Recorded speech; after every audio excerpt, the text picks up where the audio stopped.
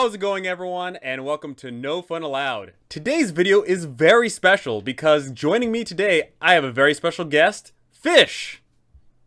Hi. You might recognize Fish from such discords as Tomb of Annihilation, Rime of the Frost Maiden, and many more.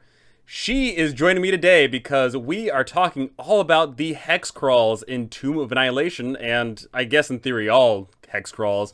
But today's video will be containing spoilers for Tomb of Annihilation, so players that do not want to be spoiled, do not watch this, but DMs that want added insight from two DMs with a little bit of history with that module, go ahead and stick around because we have a lot to cover. Alright, Fish, you and me, we have a bit of a history with Tomb of Annihilation. I'm currently running it for my third time, you've been running it for a little bit of time. So go ahead and tell me, what does the Hex Crawl mean to you? So for me, the Hex Crawl is a great way for adventurers to immerse themselves in the world of the place that they're at in a way that they typically wouldn't. It's a kind of, I want to say humbling, because they're not dealing with extravagant circumstances, just what everyone else would be going through that. So it's like normal immersion. Okay. If that makes any sense. Well, I mean, immersion is definitely something that we all strive for in our games because the closer you can get to your character's mentality really helps sells the adventure because you can't just sit there and play, numbers and stats and stuff, but playing your character is much different and, in my opinion, far more rewarding. I definitely know that when I DM any hex crawler, I like to press upon the fact that time is moving, especially for Tomb of Annihilation, where, theoretically days, weeks, months, and potentially even years pass as they are hacking and slashing their way all through the jungles. Yeah, one thing I really like to reinforce when I run hex crawls is time passing. I always mention every time a situation happens, what time of the day it is, how the weather has changed, and doing stuff like your socks have begun to worn out. Next time you go into a safe place, you're going to need to fix them. Daily wear and tear. Absolutely, because, boots, they do wear out if you wear them all day, every day, and it sucks. Mm-hmm. So, the Hex Crawl, of course, Chapter 2, all about Tomb of Annihilation, it is literally just all about going around the jungles and either one, hacking and slashing your way through, or two, going to exotic and amazing locales. But the thing is while Chapter 1, Chapter 3, 4, and 5 might be ran pretty similarly between all DMs, Chapter 2 is the biggest in difference because every single DM runs that chapter so differently. So, when you are running the Hex Crawl here, when you're running Chapter 2, what do you think that it means to you and your players? What does it actually mean? Because for a lot of people, it might mean that they are just wasting time, trying to get to the fun bits, or it could just mean that they don't care about the Hex Crawl at all and just go on right over it. So when I ran Tomb of Annihilation, I knew that I wanted to make the Hex Crawl a bigger part of the campaign, and that involved a lot of reworking and not running it rules as written, which, in my opinion, is, I think, the worst thing that you could do is run the Tomb of Annihilation Hex Crawl straight from the book. Yeah. My DM, when I played it, ran it straight from the book, and it was a miserable experience. We were all role players. All of us, including the DM, were new to D&D 5e, and it's just numbers, day in, day out. It's a lot of numbers. It's so many. You're rolling 3d20 for encounters, and then you're rolling a d20 for the weather, and a d20 for the rain, and a d20 for the wind, and ugh. It's just 4 hours of no encounter. Oh, you get an encounter. Okay, 3 Allosaurus's attack. Like, awesome. Woo, I love this game. Yay, D&D. That's the thing though, right? Is D&D means so many different things to so many different people. For some people, it is all about the hacking and slashing. For some people, it is all about those numbers. But in my personal experience, and I'm sure a lot of people can agree, they want a good mix between the three pillars of the game, you know, role play, exploration, and combat. And unfortunately, running TOA purely as written, you will definitely get a lot of the combat, but the role play and the exploration to a degree you will not get. I think as I was adapting to Annihilation is very old school, especially towards the Nine Gods dungeon, which is just old school traps taken Oh, yeah. straight from other modules. So I think when DMs run to Annihilation, they need to take a close look at what the module has, sit down with their table, even if you already sit down and go, here's what we'll be doing. Like, is this something that you guys can deal with for the next however long? Because there's going to be a point when the hex crawls, the traps, and everything else just gets fatiguing. Absolutely. That session 0 where you sit down and you actually discuss, okay, like not to spoil anything, but spoiler alert, you're going into a jungle, right?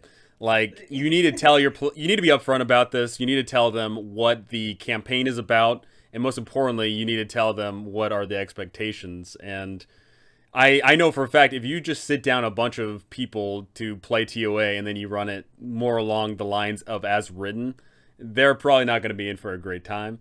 And especially if they're newer, then they're probably going to have expectations of the game and, you know, fail to see those expectations met. I know that whenever I run it, I always tell all my players, hey, you know, we're going to be hacking through the jungles for a little bit, and I'll tell you what, in the early levels, the jungle's dangerous, it's scary, but later on, it definitely is not going to be as so, and you guys are going to breeze right through it. It's also like, I think of To Annihilation, not to talk about it so generally, but like on the Discord, the Facebook groups, and all those other places, I'll hear about other modules people might have a bad experience, but more often than not, someone will come in with like yeah, I'm running TOA, I played it before and it sucked.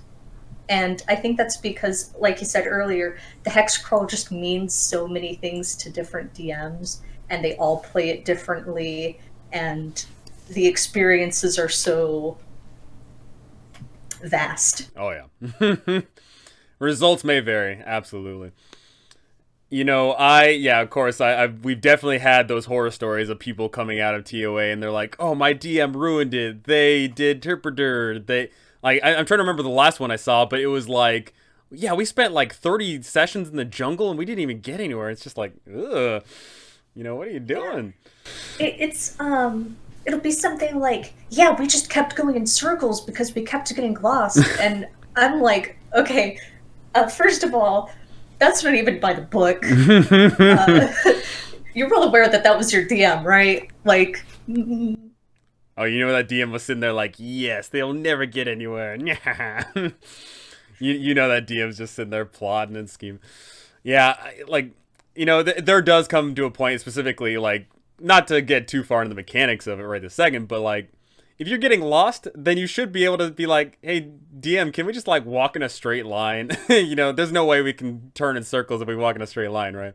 Yeah, I think TOA, the Hex Crawl, requires a lot more table talk than other modules do, or at least table talk about mechanics. You might be table talking a lot in Descent into Avernus just because of the presence of, you know, hell, hellish creatures, the deals.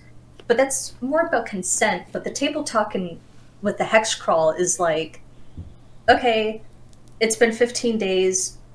Can we get an interval where we just have something fun happen to us? Something fun happens. You take note of how much resources you lost, and write down how much food you consumed. Write down how many gallons of water you drink. There's definitely a lot of that, you know. There's definitely a lot of DMs that really want to keep that hardcore mentality of, You need to track all your water, you need to track all your food, you need to bring all that bug repellent, you need to bring the tents, you need to, there's definitely a lot of that, but I know most DMs at some point just say, you guys get somewhere to go. Right. So that's going to bring us to the next one here is, how big is the Hex Crawl in the campaign? And I'm not talking about, of course, we all know that each hex is 10 miles. I'm talking about how big of an impact is the Hex Crawl in the campaign in regards of, in a span of 50 sessions, is 25 sessions going to be hex crawling? Is it going to be less? Is it going to be more? I think when you DM the Hex Crawl, you have to determine, is this going to have a lasting...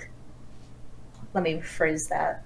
Is the Hex Crawl the major draw of your campaign, or is it like window dressing, something that you say that you did so you can, check it off a list? Or do you want to explore it as its own... I am struggling with my words. I'll tell you what. Yeah, I definitely get that mentality of, there has definitely been some modules throughout the course of time where the Hex Crawl is the adventure, where you get plopped on a piece of land and exploring is the bit. A perfect example of that being Isle of Dread, which Tomb of Annihilation is based off of. You get told, oh yeah, there's a mysterious little piece of land to the south, and no one knows what's there, and you show up, and that's the whole point of it, is to explore. Obviously, with TOA, we get this big old thing of, oh, the world is getting eaten by the soulmonger, everyone's da-da-da, and, you get shown the door to Chult, but as soon as you make your way to Chult, is it more about dealing with the big bad evil guy and, saving the world, or is it more about exploring and having fun in the jungle? The Death Curse is a really fun concept in TOA, but it's, like you said, totally at odds with the Hex Crawl, because you have to rework encounters, you have to justify going 30 days out of the way to hit a location you really want. Like, when I played in TOA, the DM was like, wow, we should hit up Nongalore, we should hit up, like, Hrokhimar, we should blah blah blah, but we're like, we can't justify nearly 80 days out of the way to hit those locations when we have the narrative pressure of a death curse. And I think one of the things I did is I was restructuring TOA, and I realized that I wanted to make the Hex Crawl the major draw of the campaign for me. Is I took the cubes and I placed them at all of the locations that I wanted my party to hit up at. I like that a lot, because it definitely, Omu still has a large impact on the entirety campaign, of course, but it makes it so that exploring around the jungles is both satisfying and rewarding in its own regard. Like you said, having a Hex Crawl and having a timer do not mix, because when you have a Hex Crawl and you can explore all around the world, your players are going to sit there and be like, no, we don't want to explore around, we got a job to do, let's go. And that has happened to every single one of my groups, where I tell them, oh yeah, there is this big old thing going on, and immediately their first reactions are to after the big bad. But I have to go, do the table talk, and I have to say, hey, I'm not going to enforce the timer because, that sucks. That this book is just massive. This book has a ton of content, but I promise you, if you run it as written, as intended, they're not even going to touch like a quarter of the content, because something really big that happens in, I see a lot of DMs talk about this, is how many times do your players make their way out into the jungle? I know for a fact that, as intended, you're only supposed to go to the jungle one time, and then that's it. You go to the jungle, you explore around, you go to Omu, save the day, or die trying, or whatever. But in my games, I always have it where my players are encouraged to go back to town. They're encouraged to go ahead and waste time, spend gold, and have fun. Along with the other major changes I made with the Hex Crawl, because Port Nyanzuru was so out of the way of the jungle, and they knew that they couldn't go back there more or less due to story reasons. I made almost every location that had friendlies there be a bit more big, have like the trappings of a town, like a politics, dynamics, people to talk to, people to interact with, giving the jungle a lot more life than is in the book. Absolutely. And because it's so, I think a part of why the Hex Crawl is so soul-sucking is you're stuck with your party for days, weeks, months, sometimes years, and yeah, you love them. But sometimes you want someone to harass, you know. Sometimes you want the DM to make funny voices, you're right. And that definitely is for sure a thing. Like, as per written, the only two air quote settlements in the entire campaign are a military forward operating base and a place filled with Kenku, and that's pretty much it. Not Kenku, Aarakocra. You know, I get my bird people confused, you know, unfortunately. But yeah, so definitely, yeah, that the lack of interactivity in the jungles can certainly be soul sucking. Of course, no pun intended for this campaign, of course. Oh, shoot, but I didn't even notice. But you know, that definitely expanding upon that allows players to make their own, you know, forward operating bases where they meet friends, explore around a bit, and then they decide, you know what, let's go ahead and head back to da-da-da, and, you know, let's go ahead and talk shop, right? Because I think one of the big things that TOA lacks, even Port Nyanzaru is, it's been a while since I've read up on Port Nyanzaru, but it's not exactly, a lot of the situations can be hostile or less than accommodating, and the military base is specifically written as not hostile, but like, I mean, it's just a Vietnam camp. It is literally a Vietnam camp where you get press ganged into working for them. Yeah. Which like, rubs a lot of people the wrong way, for sure. And then you go to Kirsabal, which has Ashara, an older Aarakocra wizard monk who will kill the party if she suspects of them of stealing or corrupting the princess and prince.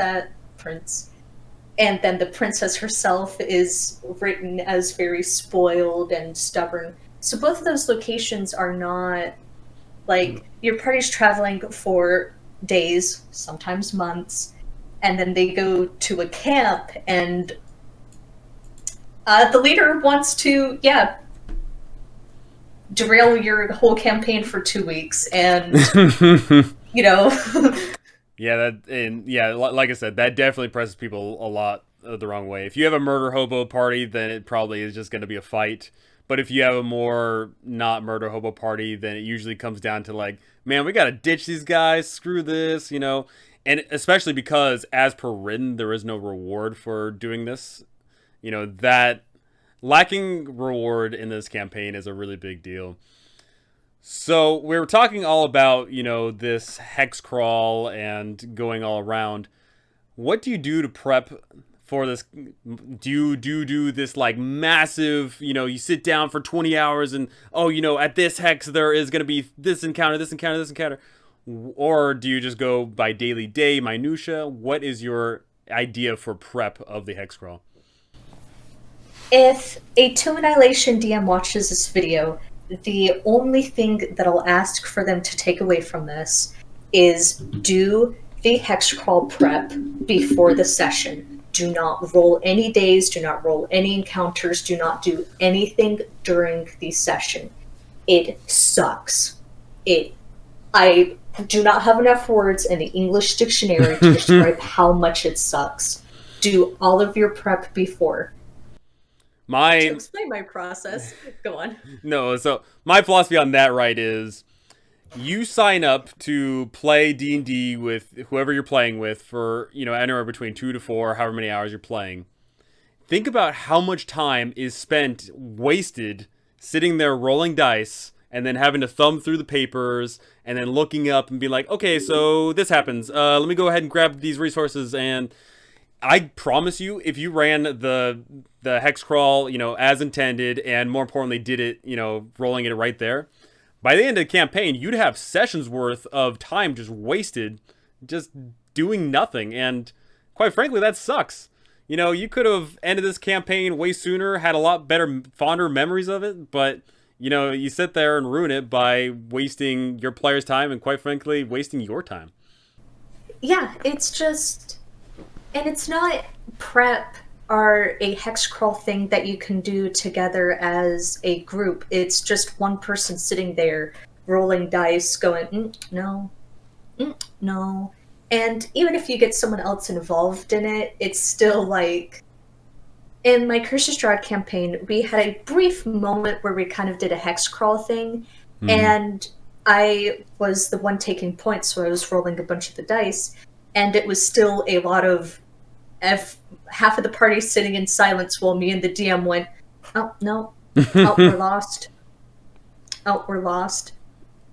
Can I get inspiration on that? You know, it's just not engaging. It's not engaging. It's not rewarding, and I mean, it honestly is going to make you like have less fond memories of a campaign, which sucks because, in my opinion, TOA is the best module of 5th edition.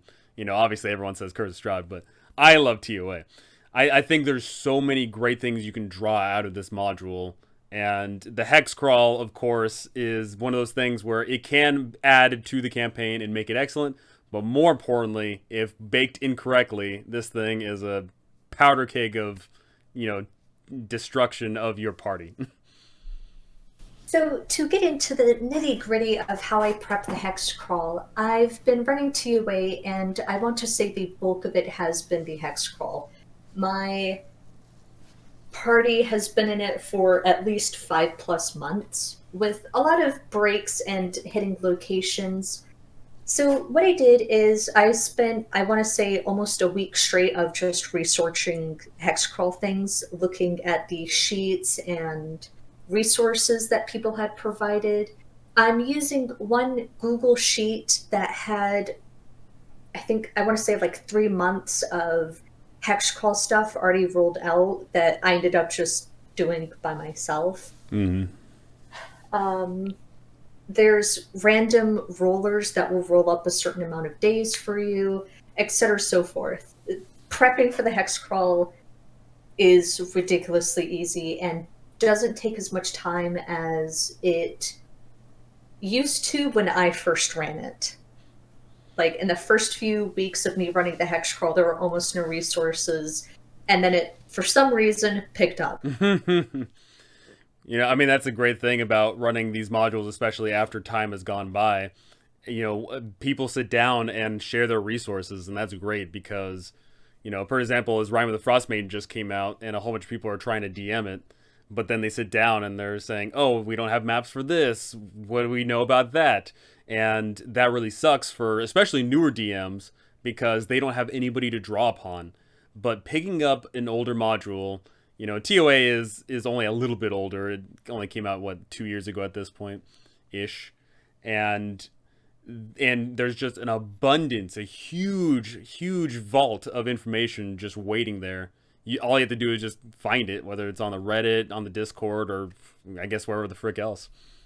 Yeah, there's, I think, a lot more prep goes into TOA than the other modules, which I think is something that always makes me cringe up in fear when someone on the Discord is like, hey, I'm a first-time DM and I'm running TOA, and I just want to pull them aside and be like, my sweet summer child. Absolutely. You know, all these modules, in reality, like, the majority of them are not written for first-time DMs, I don't think. They are definitely intended for people who at least have played a little bit. But of course, you know, you will get those groups that all decide to pick up D&D at once, and it's a, you know, what came first, the chicken or the DM, right? And, you know, that happens every once in a while, and it's unfortunate. But, you know, finding those resources online really helps out. So to go along with the prep, I'll be talking about it a little bit more when further down the video, because I've sort of classified the hex crawl to me by 2 different ways. But now that I'm running a long form hex crawl, I've been sort of setting up a mystery or slight narrative to my Hex Crawl, and that's the issue of the Terrafolk versus the Aarakocra. Mm-hmm. I've been setting up the Terrafolk at Firefinger as this dominating force that's taken over the jungle since the absence of Mesro, the absence of the Ashau, the absence of Rosnasi, and after the Death Curse, the Terrafolk have made a dark deal with the three Soon sisters to keep their place in the jungle versus the Aarakocra and the Omuan royalty, who I've written for the jungle to rightfully belong to them. So, after they rescued the princess at Nongalore, again, I heavily modified TOA. As all They DMs should heavily modify all their games. they've every time they head out into the jungle from a safe location, I'll drop another hint that they're being stalked by the hags, that the Terrafolk have it out for them. I started the hag hauntings way earlier. I didn't have any mechanical drawback to it, but I have been like, if you sit up at night and you see a bunch of the ants crawling over your foot, or you get the sensation that you're being watched. I had the So one of the encounters is finding the dead body of an adventurer, Mm-hmm. and I rolled that it had been dropped by the Terrafolk. So I was like, okay, cool. What if it's a dragonborn that they kidnapped and killed, then painted gold to scare off the golden dragonborn in my party? And, other encounters like that, I'll take a look at what I randomly rolled and figure out a way to make some sort of mystery, some sort of narrative out of it. Just something to tease at a bigger picture going on. Yeah, for sure. Because if you of course can pre-write, pre-roll all of these encounters, and you can just sit there and run them completely as written. But at some point, you sit down and say, okay, you run into your third Flaming Fist Patrol. You run into your 17th set of Raptors. You have to sit down at some point and consider, okay, maybe the first time I'll run it as is, whatever. But at some point, you should sit down and say, there is something going on here. Why is it that you keep on going up against Gorillons? Why is there undead in this specific location? Why? Asking these questions to yourself will get your brain rolling. Per example being, why is there, 20 ghouls right here? Oh, maybe it's because, someone is dead in a tree and the ghouls are like climbing their way up and couldn't get it. Just a quick little, like, 2 sentences about why the encounter that you find is there is excellent. And more so, what you are doing right there, you are doing what should be done in every single campaign, and that's sow the seeds of adventure. And unfortunately, TOA does have the symptom of old school D&D, where the big bad evil guy is some guy in some room that you don't meet until the very end. Showing off the villains, specifically the Sohn sisters, earlier on, not necessarily showing them, but of course alluding to them, is such a great payoff, because at some point your players will go up against them and they will be like, ha, now we know why all this happened. And that's a way better payoff than just, oh, you get into an encounter with some hags, When I played in 2A, and I want to be clear, because I know that my 2A DM is going to be watching this video, I did have a blast. It's just by drawing on my experiences of it. But it was definitely like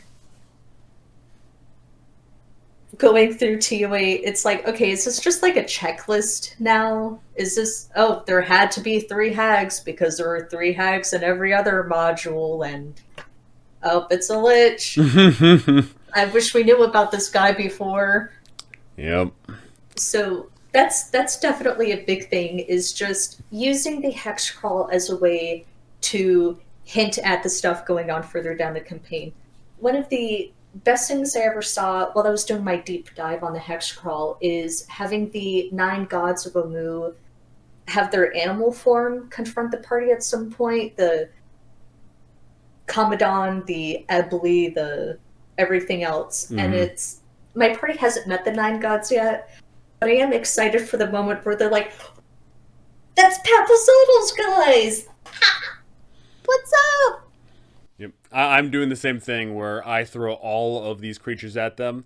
However, my group is going to hate the Zorbo because, that Zorbo is going to get one hit in on their weapons and they're going to be like, no, my beautiful sword, no. I'll tell you what, Zorbos get the no fun allowed seal of approval because those things just ruin people. I have run Zorbos against my party twice in the Hex Crawl, which is a lot because I just kind of throw enemies at them repeatedly because I'm addicted to repetition. And both times it's been like, oh, it's a little koala looking. It broke my fucking shield. I'm gonna kill it. My shield only is a +1 now. My barbarian is very much about morality, digging into the, is it right for us to kill these things, blah, blah, blah. But when the Zorbo broke his shield, he was like, I think exceptions can be made. Sacrifices must be made for the greater good.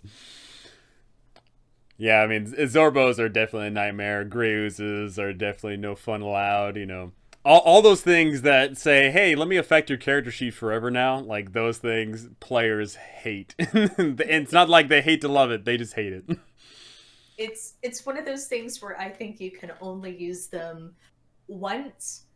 Like, it's a warning. It's a warning the first time, and then the second time is, did you guys remember? Did you guys make sure to remember? It's like, you see a koala. I take off all my armor. I start stripping. I'm getting naked right now. And I mean, that's great too, because you can have a party of seasoned adventurers, Conan the Barbarian style, like epic heroes and all that. And then all of a sudden, in the middle of a clearing, they see this tiny little, her furry thing. And then they run away like, Monty Python Holy Grail style, Like, that's pretty excellent, right? So... Come on. No. Oh, I was just about to make a joke about the Hex Crawl being humbling. Absolutely. Because at some point, they will respect the fact that, do we really want to go up against a zombie T-Rex? Do you think we can take on, 3 Allosauruses while there's a mad monkey mist floating near us? Those things will definitely make your players, not just the characters, but the players, actually consider the ramifications of where they're going and what they are doing. And, I think that's excellent. And so something right there. I think you should totally combine good old random encounters as well. Because if you roll 2 random encounters together, then you get some intrigue, right? You roll up, let's say, a Flaming Fist Patrol, and you roll up some zombies. Then your players stumble across a little battle. And then you can just, have some fun roleplay with that. Or if your party's murder hobos, they can just kill the Flaming Fist and leave them to die. You can definitely have a lot of fun with that. And, yeah, don't just look at that entire rollable table as just one solid entity. Think of it as modular. If for some strange reason you are just rolling way too often, the same thing, go ahead and just bump it up or down. If you don't like the fact that, you can't fight, X, insert undead in the non-undead territory, just go ahead and say that one rampant undead little surge made their way in there. Keep things interesting, keep things moving, and make it so that your players don't know what's going to happen next because, that's fun. All right, so we've been talking a bit about, your players hacking and slashing, slogging their way through the jungles, and you just go ahead and, you sit down with your players and you're like, all right, so where are you going? And do you have it more so where they just have to decide which hex is the next one? Or are you saying, or are they saying, hey, we want to go to this location. We want to go to Umbala. We want to go to Nangalore. We want to go to wherever. And then you go ahead and just plot out everything. Thank you for asking that, because I forgot that's the question I was supposed to answer before we went off about Zorbos being the actual villain of I mean, absolutely. A Serac doesn't give a -1 to your weapon. A Zorbo does, That Atropole, all it does is kill you, but the Zorbo, that thing ruins your freaking armor. That A sucks. Zorgo drops your property value. Exactly. No other monster does that. Um, so yeah, what I do just to reduce again the monotony of the hex crawl is the session before they go out for the hex crawl. I'll make sure in character or over the week out of character, they go, okay, we need to hit up Nongalore from Pure Sabal. And I will, behind the scenes, roll out all of the days. I'll account for all of the days that they're lost, get as much hex crawl information out, and I'll pick, depending on how many days they're traveling, 5 encounters out of the random encounters that I think would set up a fun narrative or fun encounters. And then the rest I sort of have, okay, if I'm on a time crunch, I won't do this. Despite the hex crawl being big in my campaign, I tried to keep the hex crawl sessions to once. So I will condense 15 days of traveling into 4 hours. And sometimes, as much as I love the hex crawl, that can be a lot because it is still okay. It's the first day. Make sure you guys to take down your rations and your water skins and your blah blah blah, so on and so forth. So yes, that. Yeah, absolutely. I definitely always ask them out of character because whether that be during the session or usually outside of the session, I say, hey, you guys have all this information. You know that there's something interesting here. There's something interesting there. Where do you guys want to go, and why do you want to do it? And if you actually talk to your players outside of game session, I find that gets them more pumped for the session, which is what you want. You want them to be talking outside of the game about the game because, one, that spends less time in game talking about the game because when you're doing the game, you want to do the game. And that's a lot of times I said the game in a row. So definitely I always ask them, hey, okay, so you want to go here? Perfect. And once I know that they're laser focused on a location, a perfect example being if they're in Port Zaru and they say, oh, we want to go to Mesro, then I automatically can do everything. I can have all of that prep prepared instead of sitting there sweating like, oh man, they could go left or they could go right or, not yeah, always make sure you know what you're prepping for because over prepping is bad. If you're having to prep too much, too many places, that sucks. That's going to be draining for you. And most important of all, more often than not, you're going to be prepping for something that's never going to happen. Which is, as I'm DMing, I want to say the worst feeling ever is like, oh yeah, the party's totally gonna hit up like Camp Righteous or Camp Vengeance. And they're like, actually, we heard about the Oracle and and I'm like, you guys end up at Camp Vengeance. Oh wow, that's so amazing. That's so crazy. You got lost in the jungle. I don't know what to tell you. Yeah, definitely like you can do this so many different ways, right? You can just sit there and steer the party into going to a location. It can be that simple. Or you can just sit back and, make sure that you don't let them lie to you. Like, I've had this happen to me maybe once or twice, but I have definitely said, hey, you guys want to go here, right? And then when the session comes, they're like, actually, can we go over there? And I'm like, actually, yeah, no, you don't want to go over there. And, it is tough as a DM having to say no sometimes, but quite frankly, I'd rather run a session that I have prepped versus a session that I don't have prepped. Simple as that. And that comes back to one of our biggest points is table talk the hell out of TOA. Absolutely. One of the first things I told them is, I was like, you guys can talk it up and down, you can take it to the moon, but by the time I start preparing for the session, what you tell me the location that you're heading to is where you're going. Like, if I think at some point you guys might need to hit a different location, I will write that into the session. But, if you're saying you're going to Nongalore, you're going to Nongalore.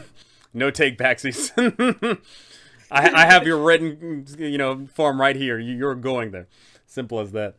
And what's great about TOA in particular is you can actually have that narratively in the game. If your players have a guide and your players in game have told the guide, yeah, we want to go here, then the guide can hold them to it. The guide will say, hey, you told me we're going here. I'm not deviating. I'll tell you what, I'm going that way. You choose if you follow me or not, kind of thing.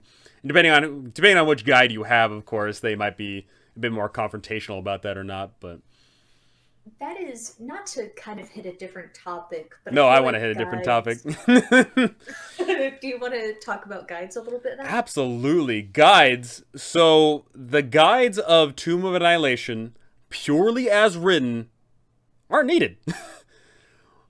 They are. It makes no sense that they're this big old lot of thing in the entire campaign, right? They are, as soon as you show up to the jungles of Chult or to Port Anzaro, they tell you, oh, those jungles are dangerous. They'll eat you alive out there. You have to bring this. You have to bring that. You have to have a guide. You need all these things. And as written, you need some stuff, but you don't need a guide because the guide simply states that, oh, they might know a location and they might give you a +3 or a +5 to a survival check. And it's just, as written, worthless.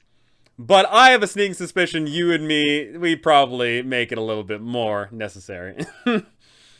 So one of the things I did in Tomb of Annihilation is I made one of my friends, Joan, is I completely forgot the word, a linguist. And I basically hit her up and I was like, I need you to make me a bunch of languages. And I made Chultan its own language. I made Omun its own language. And all of the different places that they're hitting to need a translator, need an interpreter, need somebody to contextualize what they're looking at. So in my party, my rogue fighter has a +8 to survival. Pretty freaking good. They're still relying on Eku, who they chose as their guide, because Eku's the only person who can look at all of these somewhat forgotten languages and go, yeah, this is so and what. The only person who can tell them the dynamics at Dangranglang, the only person who can tell them about the Terrafolk's history, etc., so forth. So when you're running the guides, especially for the Hex Crawl, it's a lot of justifying their use. It's a lot of justifying their cost. My guide, Eku, is letting the party play after the fact just due to the nature of the death curse and the fact that they rescued her son from one of the merchant princes. But they have racked up almost 500 gold in payment, and I made her worth it because she's the only person who has a pulse on the jungle's politics. So when you sit down and the party picks their guide, you have to give them something more than just a location. You need to give them a faction in the jungle that they have connections with. Eku, I made, have connections with the Atepka Society, and a lot of the more celestial, ethereal beings in Tomb of Annihilation, the Oracle, Zalkare at Zhangranglung, the royal family. The party almost chose Azalka, so if I picked her, I would make her connected with all of the rare tigers, rare bears across the jungle, and have them a sort of secret society, almost. So she can be like, oh, we're getting tired? Yeah, I know somebody. Absolutely. That kind of thing. And this could be a video on its own, but your guides definitely need to have their own motivations. I made my Eku a stickler for the rules, so if they, especially since she's so powerful, and my favorite interaction is when they need to get a message out to somebody, and the cleric can't due to saving spell slots, and they'll turn to Eku and be like, you can send sendings. And she's like, it's not in my contract, so you'd be commissioning me, so that's 25 gold that you have to pay on the spot. So, yeah. So not that you should run DMPCs, because never run DMPCs. But guides are an excellent font of exposition. You can always just, instead of having to come up with some arbitrary reason to say whatever, you can just have the guide say it. But you should definitely write down those ideals, bonds, flaws, motivations for those guides, because they will, for the most part, be sticking with your party for the majority of the campaign. And that's a huge deal. They can lead your players to so many great places, and more importantly, what I would recommend is without them, your players don't find all those incredible places. You know, they should definitely meet these people because they are so great. They truly help dictate what kind of party you have, and more so in the case of my games, my players constantly go back to Port Nyanzaru, in which case they may go ahead and hire a new guide. And what that means is they truly have to sit down and say, oh, we heard bad things about her, but, she is going for cheap, apparently. Oh, this other person, he looks like he knows what's going on, but in reality, he's like a Gilderoy Lockhart kind of character, like all these characters are super unique, and I think the best way to run them is definitely press upon three major things. One, they will help you out more so than anybody else in the party will help out the party. Two, they have something extremely good about them and they excel at it. Whether that be they're great at fighting, whether they're good at avoiding encounters, whether they have a friend or whatever in the jungle, whatever the case may be, they have something great, and that will make the party that much better for having that person. But three, something that I personally like to do is have that person have a flaw that is very detrimental to the party. A perfect example being if my players take Azaka. Azaka's badass in a fight. She's a powerhouse, but at the same time, she's a scaredy cat of heights. And if she ever goes anywhere near heights, she ain't doing shit. And another perfect example being Selita. Selita, which thankfully I got to use Selita in one of my campaigns. Selita is great archer. She does a whole bunch of poison damage. She can get out of a lot of combats. But of course, her detriment is the fact that, at some point she's going to get the party ambushed and, the players are going to have a fun time being Yuan T slaves for a bit.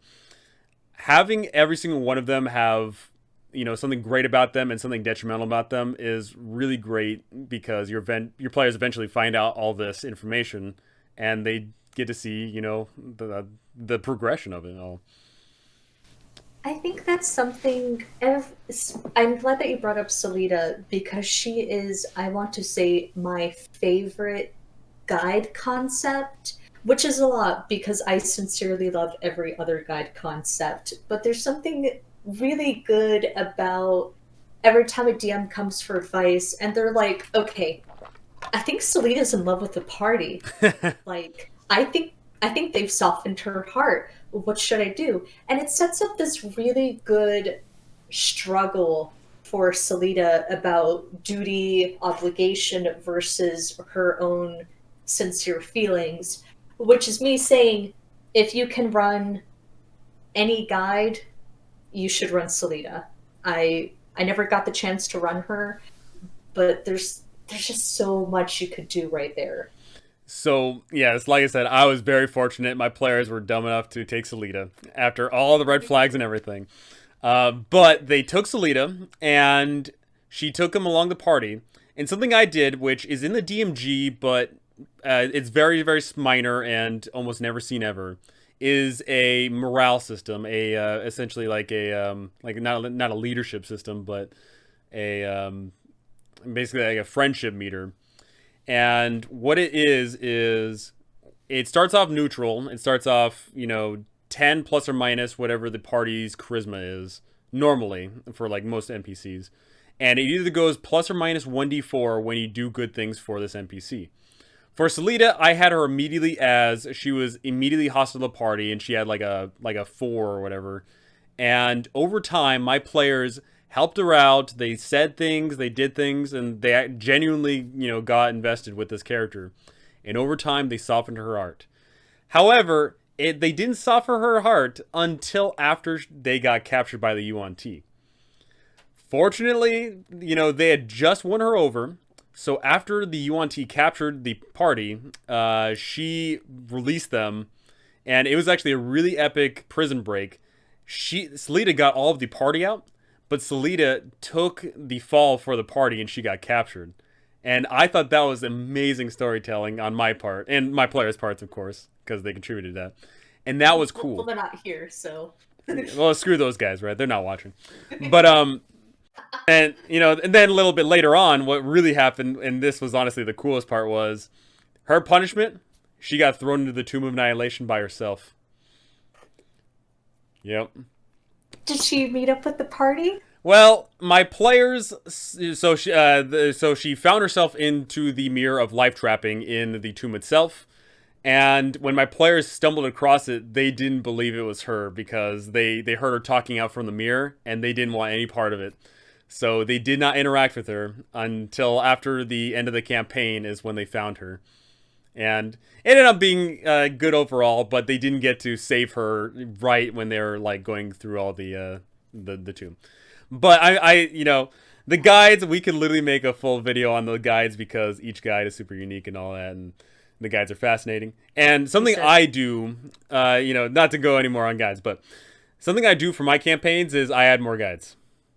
Because if you have a game where you're constantly going back to Port Nyanzaru, it automatically becomes unrealistic that the same 6 guides are sitting there waiting to get hired. So what I've done is I've made a full list of 20 guides, and they get rotated in and out every single time they show up to Port Nyanzaru. A new set of guides is there. I'm pretty sure I'll be releasing a supplement on all those guides later on, and probably making a video on all those guides later on. But, that's for another day. So, we've been talking a lot about all of the crazy encounters you could be getting up to into the jungles of Chult, whether they be, just pure hack and slash encounters or discovering all of these amazing set piece locations.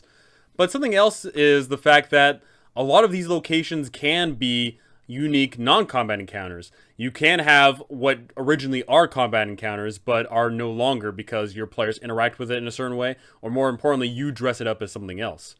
So go ahead and tell me about some ways you change up the monotony of all that and make some fun non-combat encounters. So, running the hex crawls, sorting out the encounters, one of the things I did was make as many encounters non-combative as possible. The party that I have really feeds into the complexity and the nature and the livelihood of the jungle. So instead of a Commandant hunting them down, I'll have a Commandant hunting them down, they'll get into the fight, and then they see that she's just skin and bones. And the druid might be able to point out, like, hey, she smells like milk. So they'll be like, oh, let's give her rations and let's something akin to that. So I would suggest really humanizing your encounters, and I would also super suggest using phase spiders 100 non-combat encounters, some of which are absolutely incredible, and I've used most of them, and they've been, I want to say, the highlight of my group's Hex Crawl. One of the encounters on his sheet is the party coming across clones of them. Oh, and yes. they can't talk to each other, that kind of thing. And I took that and I was like, oh, what if the party is seeing like alternate versions of them? So I had my druid wearing Red Wizard of Thay clothing, my barbarian was in Lord's Alliance outfits, and it's something that, even though it's been months in and out of game, they keep bringing it up. Yeah, like simple little things where you go ahead and take whatever's written, whether that be in the book or whatever resource you draw upon, and just adding one more sentence to that, or changing a couple words, really keeps things fresh, because you as a DM, you get to flex your creative muscle. And most important of all, if you're taking from resources that aren't from the book, for example, as phase spiders, then you can, link in the description down below, of course. There will be, just these fun moments which aren't anywhere listed in the adventure, and yet your players will be talking about them, and you get to have some pride in that, because yeah, anybody can go ahead and enjoy this module, but not everyone got to enjoy that one encounter that you got to run. So there's definitely a lot of great stuff to be had with that.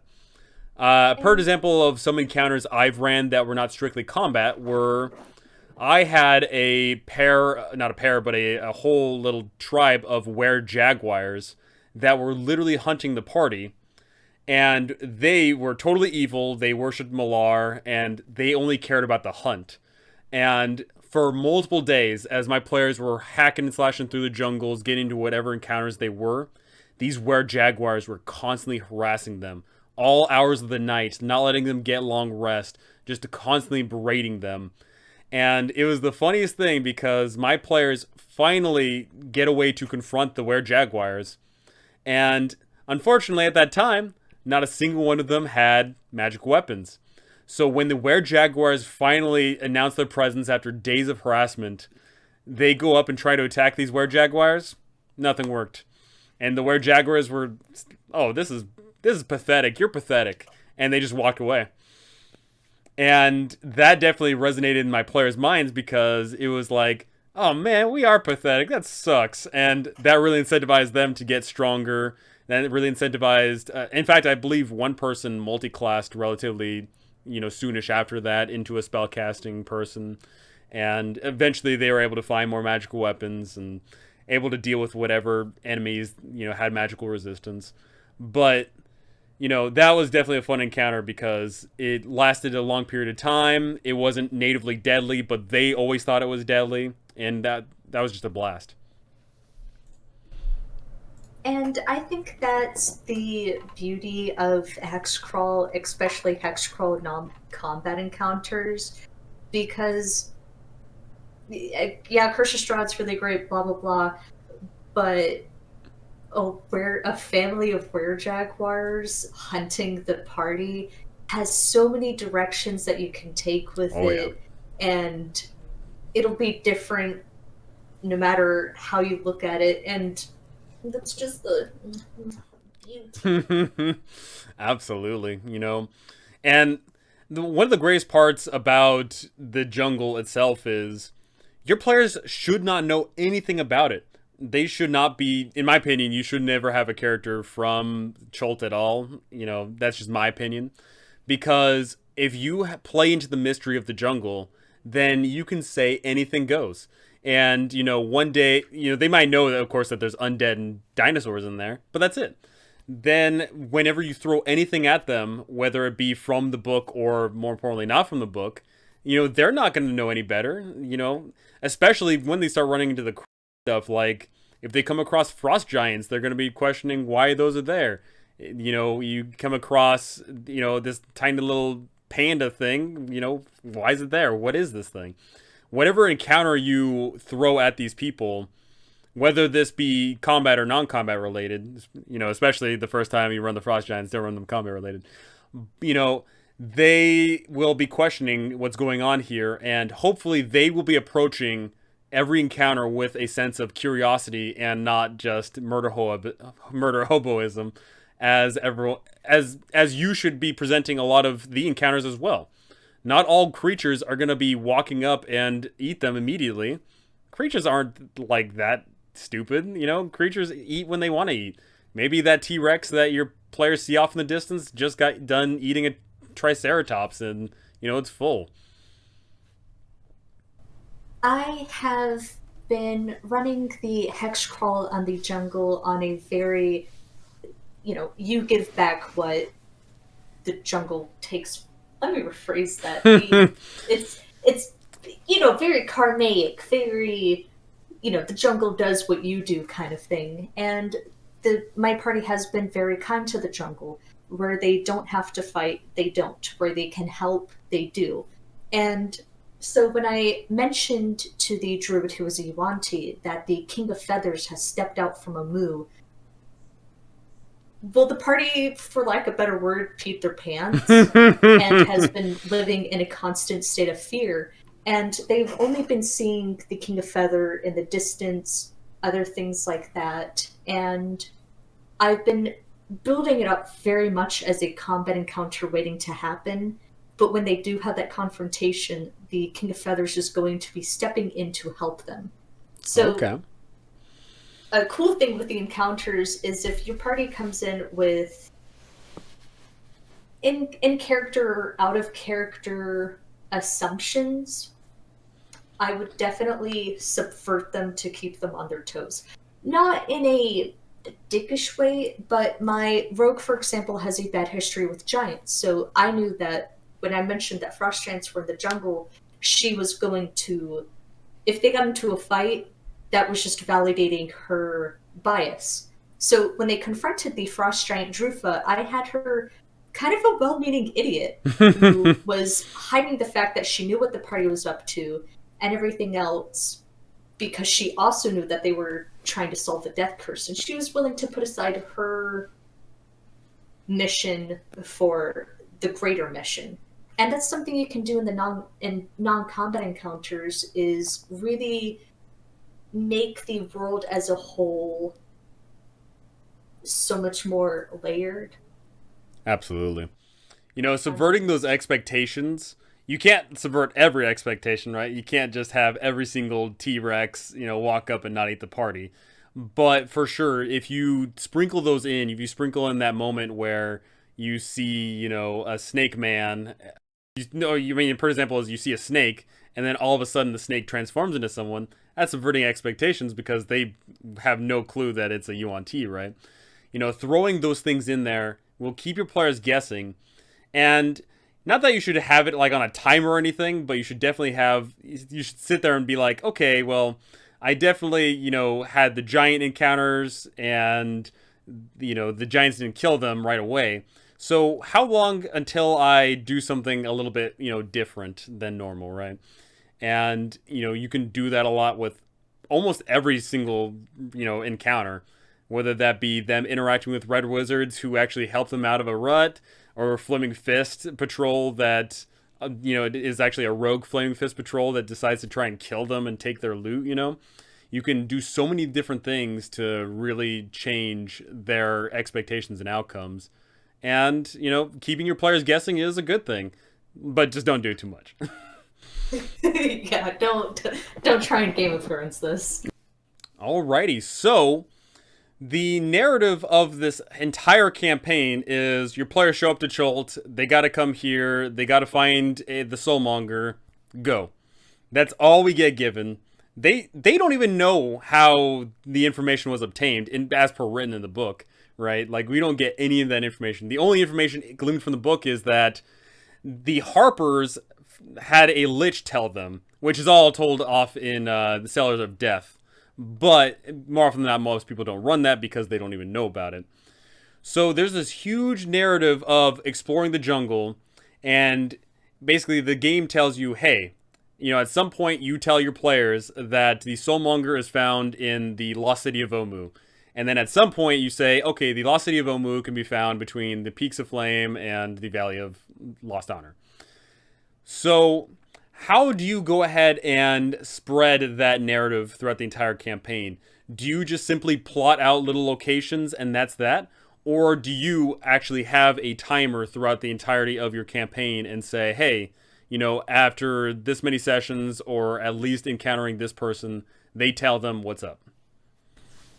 So as I've running the Hex Crawl and other things, I didn't start them off knowing about the death curse. I started them off at day 0, and then a few more days until it started. So they were learning about the death curse as the rest of the world was learning about the death curse, and they had to learn it from. They learned about the Soulmonger from Valentia Shadowmantle, and they learned about the cubes and how to get into Omu from the Oracle at Orabunga, and they learned the location of Omu with the princess at Kirsabal. So every location that they hit, one of the rewards, not just monetary, not just magic items, was also more information.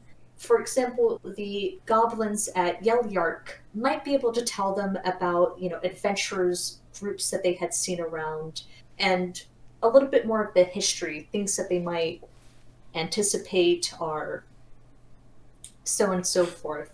So I think a big thing that Tomb Annihilation does wrong, rules as written, is have this huge info dump in the first 10 minutes of play because your players are going to forget about it, and there's not many opportunities to relearn that information. I mean, yeah, especially out in the jungle, right? Because, who's going to be telling them, right? And yeah, you definitely hit the nail there. There's a lot of DMs who forego the as per written approach to tackling the adventure at all. There is many DMs that don't tell them about the death curse until, until they're in the jungles itself. And with that approach in particular, if your players show up to the jungles of Chult to be, exploring around and just, do an Indiana Jones adventure, and then the death curse happens, then you have to somehow push the narrative on them, from a much different approach because, they're out in the middle of the jungle, they come back to Port Nanzaru, and then everyone's, freaking out about a death curse. And your approach was, you had them start off at day 0, and then they learned about the death curse, and then came over. And, but as per written, it is, the only reason you're going to Chult is to find out this information. But unfortunately, you don't have anything to work on, right? You just got to explore and go. And that takes us all the way back to the beginning, right? Of exploring and time sensitivity do not go hand in hand. They just don't. So I recommend to every single DM to not have the timer like in the player's mind at all, really. Like, make it definitely something that they want to achieve, but not something that they need to achieve right this second. I don't know why I'm saying Quinn because I'm running it right now. As I'm running the Tomb Annihilation thing, I did make the timer important, especially since we're living in a persistent campaign.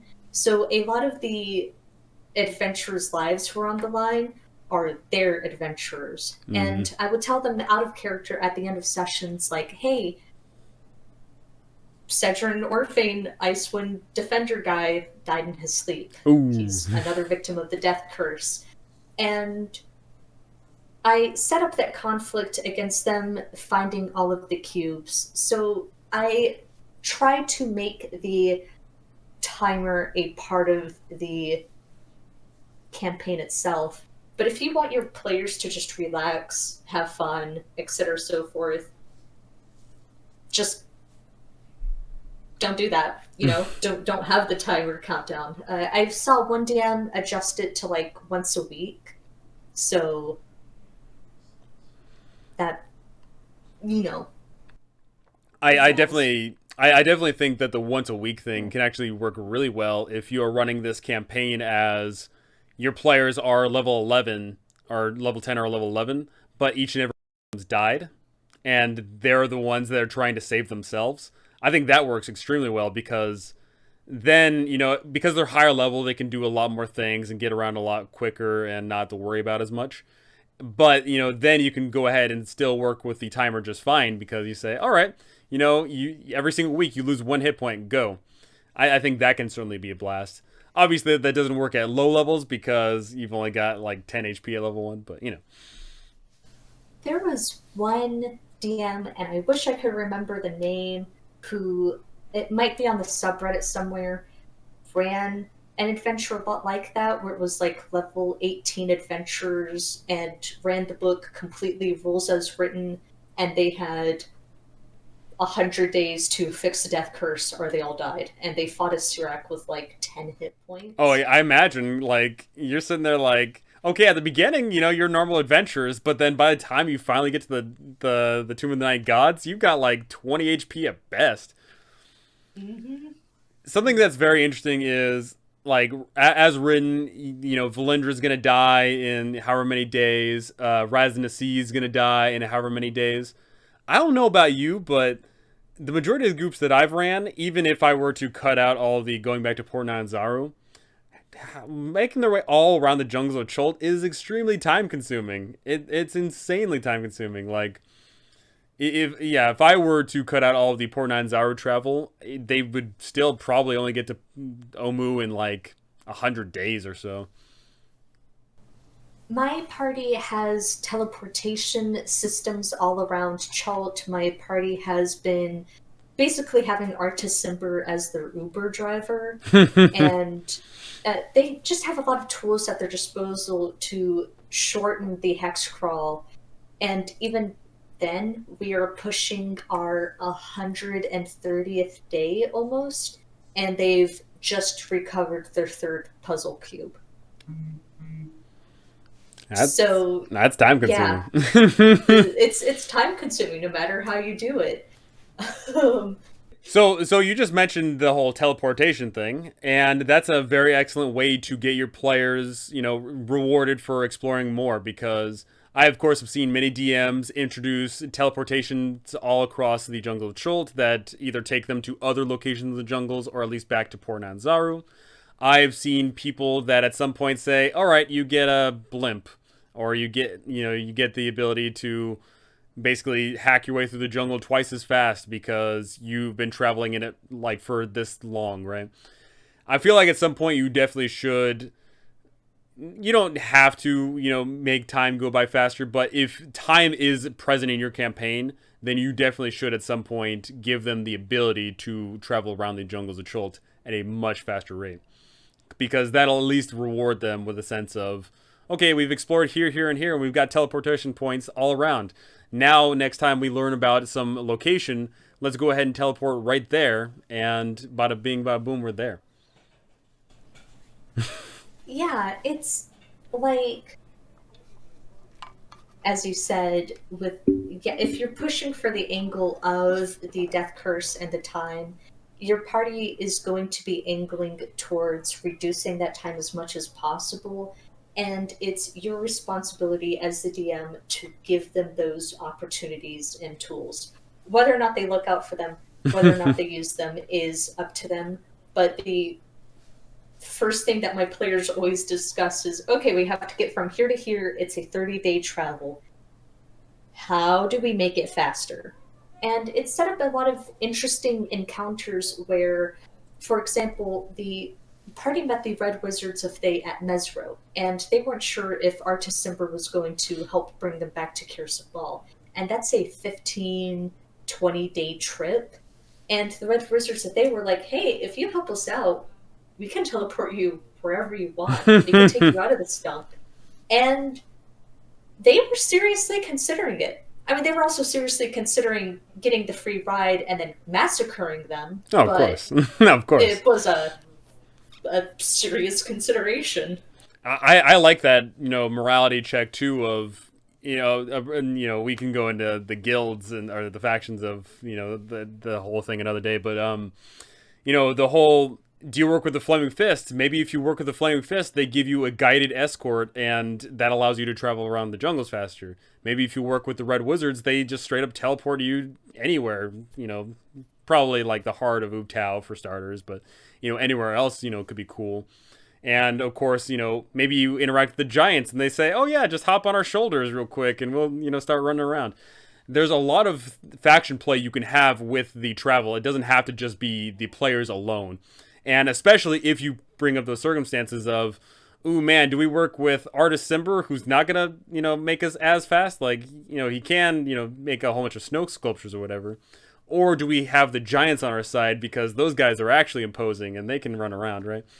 There's a lot of fun dynamics you can have with choosing sides because, choosing factions in any game is always a blast.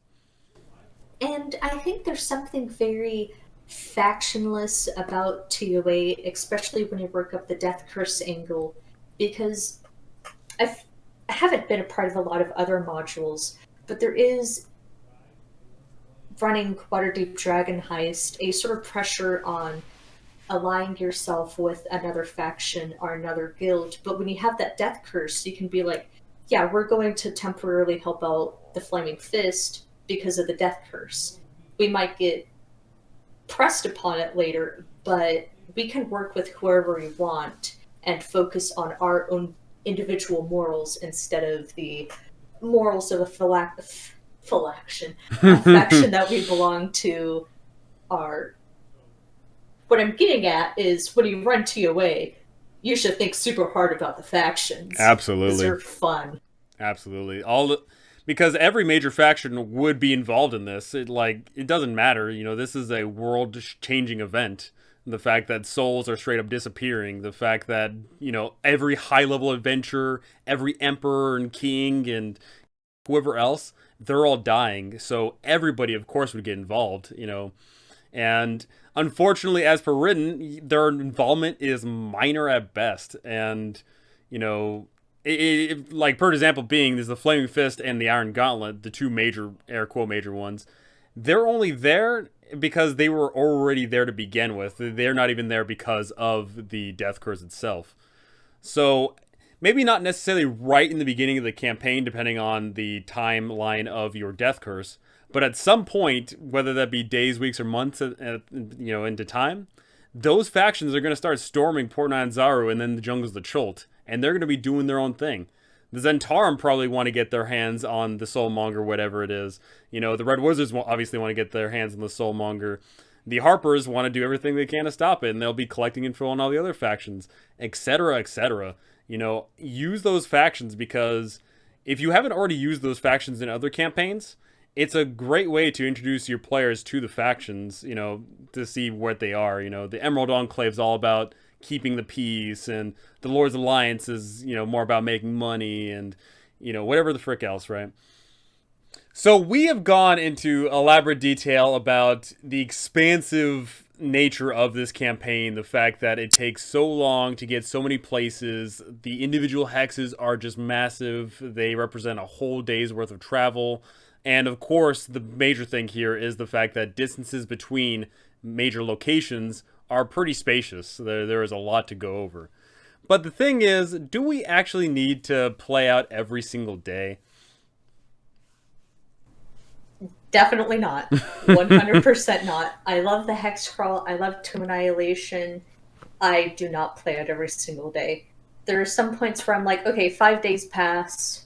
Does anything big happen? I give the narrative control over to them, and I have that camaraderie with my party where they'll go, hey, what if we got into a talk one night around the campfire? What if I offended a nature spirit? And they'll, we'll kind of go back and forth. We'll set up an interesting situation, but more than not, it's just silence, and they go, okay, we marked 5 rations off of the sheet, and we go on. But to segue into talking about montages,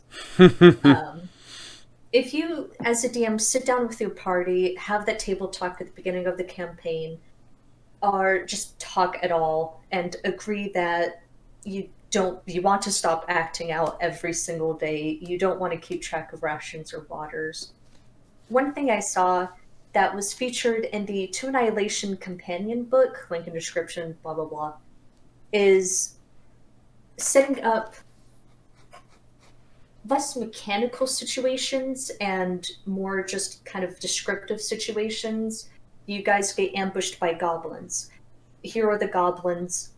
Everyone around the table, you do one thing to stop the goblins. And what is that? The bard might go, oh, I distract the goblins and lead them away. And, okay, great, what song do you play? How do you distract them? And you just go back and forth. Maybe you throw in a roll, but you should keep it to things that don't have a mechanical consequence, but things for humor. Like, oh, you've rolled a nat 20. Yeah, the goblins are following you around. But they're not leaving. You guys have a bunch of goblin sidekicks now.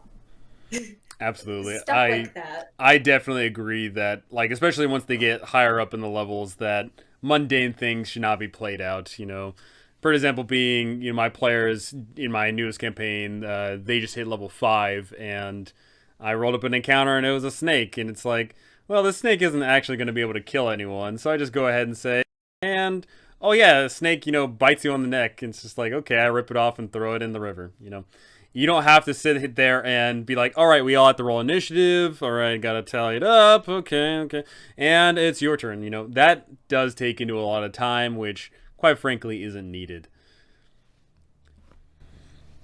Yeah, it's also a great way to engage your players, especially with players who might not be running as combat efficient. Um, and when I do those montages, I especially look at my less optimized players, the players who might not speak up at strategic moments, and I'll go, okay, I'm looking at you, cleric. This is a situation. How do you get the boat across the river? What's something that you do? Okay, cool. You levitate it. You ask your god for guidance, something like that. Yeah. Yeah, passing the torchlight of the spotlight onto your players individually is a really great way to do that. Especially if you have that long montage of like, okay, it's gonna take 10 days to get there. Fighter, something happens on this day. What do you do? Paladin, there's a snake in your boot. What do you do? And you can definitely spread that over time and make sure that everyone gets a little bit to show off. And obviously, depending on the group's rapport that you have, you can definitely meme it up where, the druid, you have them say, okay, you attract all these animals and one of them poops on you, kind of thing. You can have a lot of those moments, and once the players build this relationship with the jungle itself, right, taking it all the way back there, you get to play those out and not have to worry about the minutia about the day-to-day. And that'll definitely... I especially think that some of those smaller moments can actually be a lot more memorable than just, that 1 hour, that 1.5 hour combat that you rolled, One time, my party was taking the boat towards somewhere else. They were just on a canoe. And I was like, okay, cool. Winged monkeys begin to fly overhead. Eku, your guide, warns you that they tend to grab at jewels, valuables, and I was like, okay, guys, make sure you can pick one thing in your pack to protect. What is it? And, so everyone starts scrabbling. The rogue immediately dives to protect the puzzle cube they have, and the druid, who they've been suspecting of being incredibly suspicious to this point, pulls out a sending stone to Rosnasi and covers his body over it. And, everyone's like... What? Okay. That's interesting. Yeah, you can definitely have a lot of those narrative moments that, even if it took you approximately 2 minutes to dream up this thing, it actually pushes the narrative both between, what's going on in the campaign, between your players, or just shows off a piece of the jungle that you don't have to, shoehorn in anywhere else. I had another, now that you brought up like the small encounters being memorable, I remember this one time I was like, okay, you're walking along.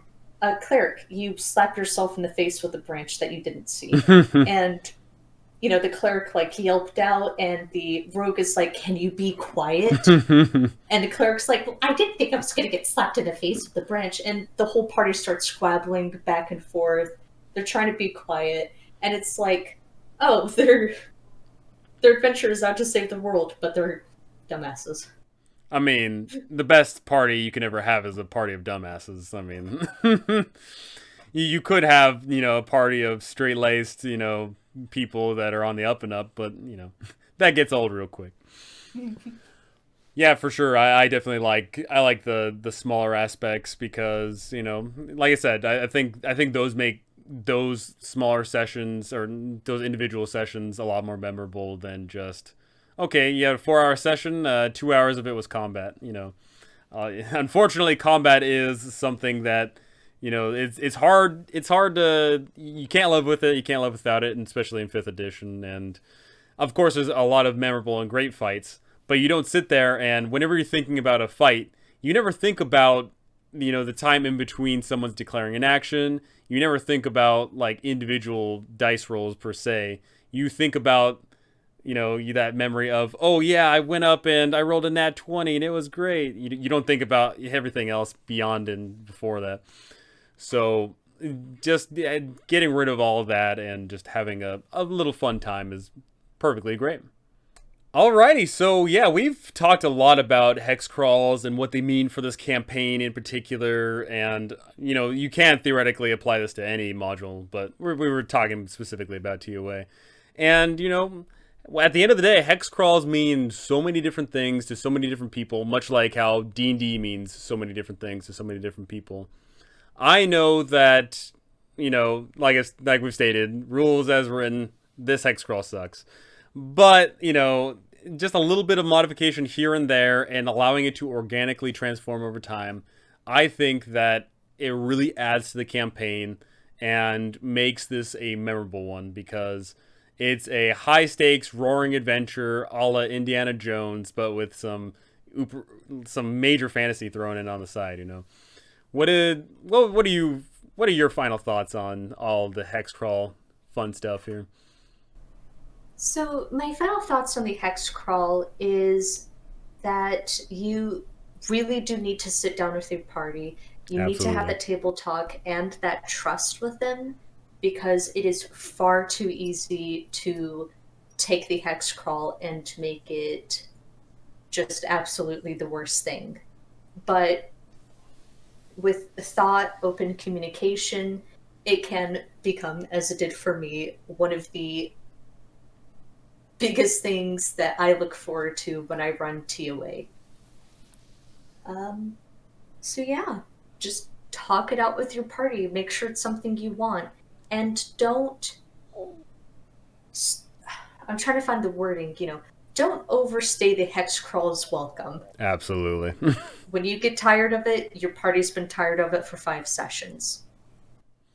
And that goes back to just the open communication, talking to your players and saying, oh yeah, what did you like about this session? And oh yeah, what do you think about this whole, what we're doing thing here? Don't overly, like, maybe you can overly just say, hey, do you want to end the hex crawl? Do you want to end the hex crawl? But if you ask it like that, then it's going to come off like you don't want to run it anymore. So approach it, of course, you should approach it, and just ask them organically how you like in the sessions, what are you looking forward to doing later, all that fun stuff. And yeah, it is all about being open with your players and, making the game fun, because as with D&D and as with the Hex Crawl, fun is subjective as well. If you have a group that thinks that keeping track of every single ration and role-playing out every single day is fun, then that's what they think is fun. But I'm willing to bet there's a lot of groups that kind of want to taste it for a little bit, and then over time have it organically transform into more, okay, you show up to this new location, and then you show up to this new location, and et cetera, et cetera. I have one final tip for the Hex Crawl, and that is make the party's weight and everything else like that on a collaborative sheet. Do not have everybody adjust it by themselves, because not everybody in my party is in the same level of enjoyment of tracking their items, tracking their rations, etc., so forth. That definitely harkens back to old school D&D. There, back in the day, you used to have a treasurer of the party, you used to have the mapper of the party, you used to have the insert whatever. And I think that should make a return in this module. I think you should sit down and say, okay, one person is in charge of keeping track of all of the rations and whatever. One person is in charge of fill in these roles with your party, and it'll be fun, because they might sit there for a bit and thoroughly enjoy it. And then what can also be interesting is they might do it for a little bit and they might not like it, and then in character they can be like, oh, screw this shit, and hand the responsibility over to someone else, and that could be fun too. We've been talking about hexes for all this time and all this fun jazz, but I think you can only talk about it so much. I think that's going to put a wrap on today's video. I certainly had a blast. We talked a lot about so many things you can incorporate into your adventure. And mind you, this isn't just about TOA. This can be about any module. You can apply this logic to any other campaign. And of course, just keep it fresh, keep it real, keep it fun. That's pretty much all it comes down to. I would like to thank Fish for her tremendous support in all this. This was a ton of fun. I love collabing with people because, I might be a little bit conceited and be able to talk to myself, but not, talking to yourself all day gets kind of old sometimes. I like, talking to other people. So, Fish, you got any last words for this video? Not at all. Well, I do have some things that I would like to shill. You can watch me and my group play Tomb of Annihilation live every Friday at 9 p.m. Eastern Standard Time on Dice and Dynamics. We have a Discord server. You can also find me on almost all of the D&D servers, especially Barn the Frost Maiden and Tomb of Annihilation. You can ping me, ask me questions. I love giving my opinion to people. And that's honestly what these communities are all about. As a DM, you are going to have a limited amount of, brain juice that you can pour into all these games. Talking to other DMs, get those juices flowing. You get to interact with all these people, you get to discover all these things, and that is how you make an excellent adventure.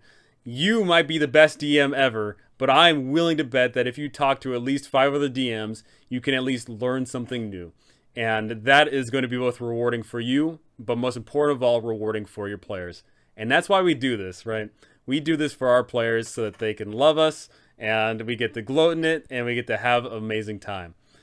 That is going to do it for this video. Thank you so very much for everybody that sat down and watched this. I had an absolute pleasure.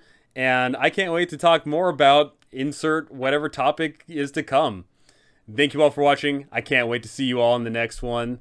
And have a good day.